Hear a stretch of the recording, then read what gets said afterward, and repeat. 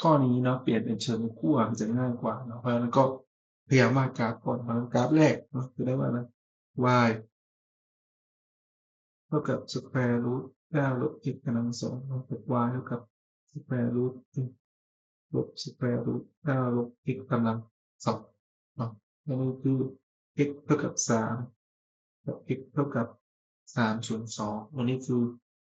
สมการวงกลมแล้วกำลังสองข้างอันนี้ y กำลัง2เท่ากับ9ลบ x กำลัง2บวก x กำลัง2เท่ากับ9เนาะ h อยู่ที่0ก็จะมีที่3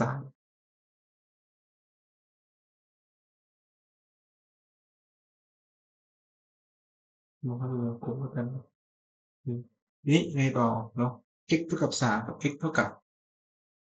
3ส่วน2จริง x เท่ากับ3คือเนาะดูขัดใจ x เท่ากับ3เนาะ x เท่ากับ3 x เท่ากับ3ไม่ตรงนี้ด้วยเนาะเพราะเราจะมี3ด้วย x เท่ากับ3 x เท่ากับ3ส่วน2 3ส่วน2มันอยู่ด้านน้อยกว่า3เนาะเพราะนั้นมันอยู่ตรงนั้นมานี้เนาะ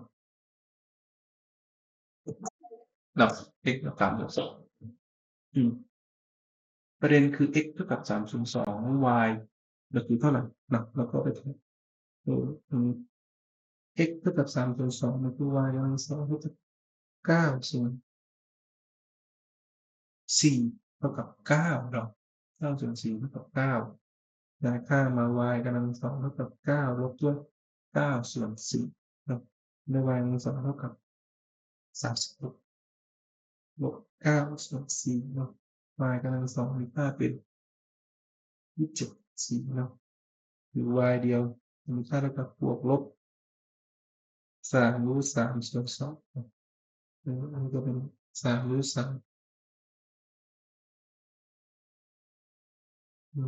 นี้ก็เป็น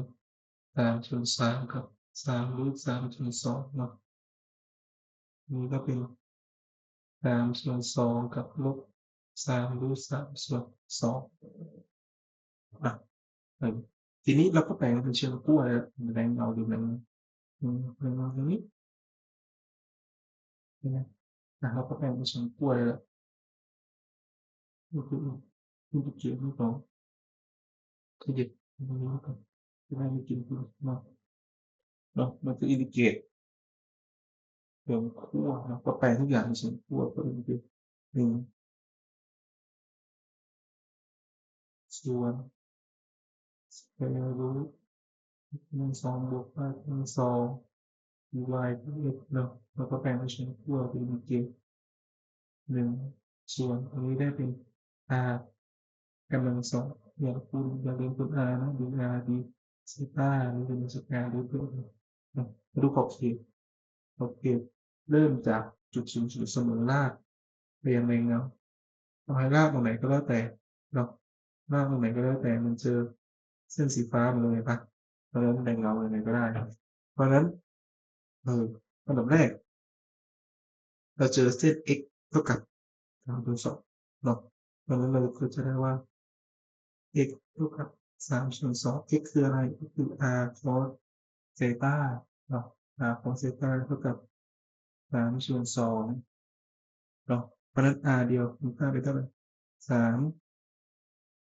ส่วน2มาด้วย cos theta ก็คือง่ายๆมันคือ3 r sec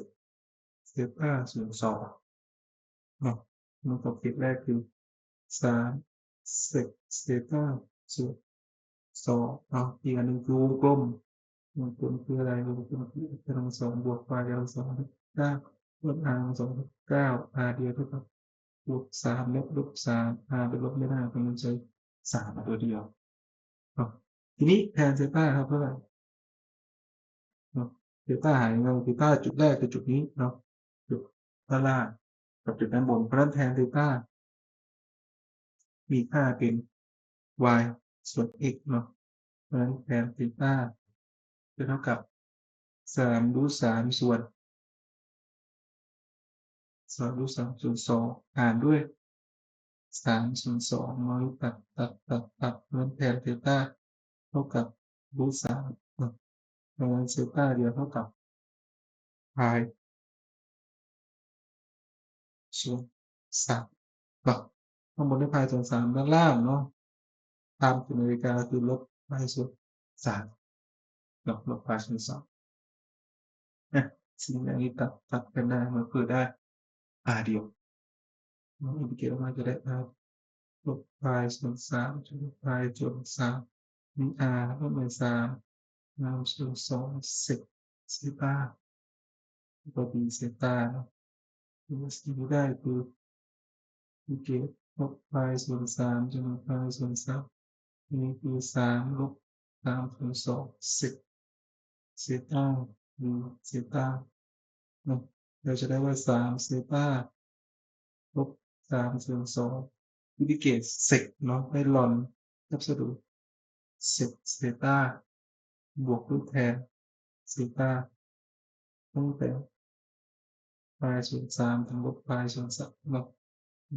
จะได้ว่าจะได้เป็นพายเนาะ3ต่อ3เลยนะ3ส่วน2ลอนสรุปเซกพายส่วน3บวกแทนพายส่วน3เนาะลบด้วยลบพายเนาะแล้วก็บวกกับนี่จะลบกับพาย3ส่วน2ลอนสรุปเซกลบพายส่วน3นี่คือพอของเรื่องแล้วก็บวกกับแทนลบพายส่วน3เนี่ยที่มันอืมอืม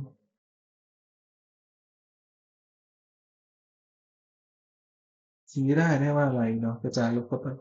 คือถ้ามันพายลบ3ส่วน2ลอนเซกพายส่วน3มันก็ได้เป็น2เนาะบวกแทนมาส่วน3ก็ได้รูท3หรือบวกแน่ๆเอาแอบสูตออกได้เลยเนาะลบกระจายไปเป็นบวกพายเนาะบวกกับ3คูณ2ลอนเซกเนาะเซกติดลบก็ได้เป็น2เหมือนกันบวกแทนตรงนี้ก็เป็นลบรูท3เนาะจะได้เป็นเท่าไหร่ลบ2พายเนาะตรงนี้มันไม่ตรงกับช้อยตรงนี้คือลอนล็อกหารกันเนาะมันก็ได้เป็นบวก3ส่วน2ลอนของ2ลบรูท3ส่วนด้วย2บวกรูท3เนาะไม่ใช่คอนจูเกตคูณเข้าก็2พายบวก3ส่วน2ลอน2ลบรูท3เนาะกับ2ลบรูท3หารด้วย2บวกรูท3เนาะนี่คือ2ลบรูท3ข้างล่างก็2พายบวกด้วย3ส่วน2ลอนข้างล่างเป็น1นะตรงนี้เป็น4ลบกับเนาะหน้าเอา2ลบ2หน้าหลังบวกหลังกำลัง2เนาะข้างล่างก็เป็น1หน้า2ลบหลังกำลัง2เนาะดังนั้นสิ่งที่ได้คือ2พาย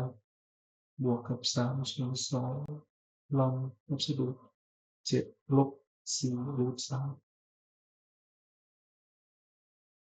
ก็ตอบ